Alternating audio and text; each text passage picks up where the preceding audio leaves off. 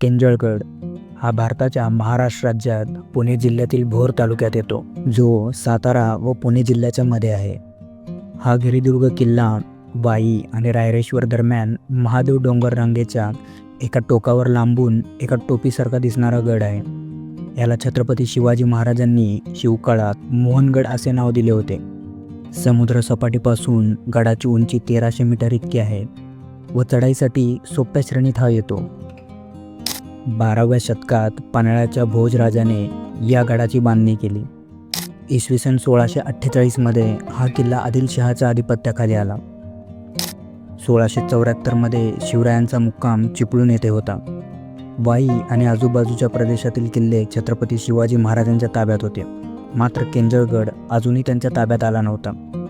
म्हणून महाराजांनी केंजळगड घेण्यासाठी मराठी फौजा पाठवल्या आणि 24 एप्रिल 1674मध्ये किल्ला जिंकून स्वराज्यात सामील केला. छत्रपती संभाजी महाराजांच्या मृत्यूनंतर औरंगजेबाने स्वराज्यातील बरीचशी किल्ले जिंकून घेतली. त्यात केंजळगडही त्याने 1701मध्ये जिंकला. परंतु लगेच एका वर्षाने म्हणजे 1702मध्ये महाराणी ताराबाईच्या नेतृत्वामध्ये हा किल्ला परत स्वराज्यात सामील केला गेला. शेवटी 26 मार्च 1818 साली ब्रिटिश अधिकारी जनरल फ्रिझलर याने गडाचा ताबा घेतला. गडावर आपल्याला कातळात कोरलेल्या पायऱ्या, दरवाजाचे अवशेष, गुहा, 2 चुन्याचा घाणा, पाण्याचे टाके, उद्ध्वस्त मंदिर व दारुगोळा कोठार पाहावयास भेटते.